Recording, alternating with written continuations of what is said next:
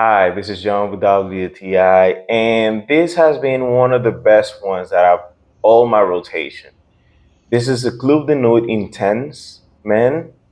This perfume is strong, but at the same time, it's a fresh combination of pineapple, smokiness, it's musky. So, in my high heat weather, this is one of the best hitters.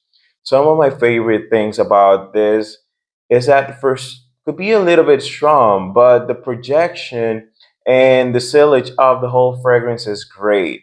So, even though it has a strong opening, the dry down and when it hits the best. This smells like luxury. Smells like a much higher style niche fragrance, but it works really good for all these different weathers. It's versatile, is compliment getters. People just love the pineapple notes in here and how it dries down it more into a freshy and woody.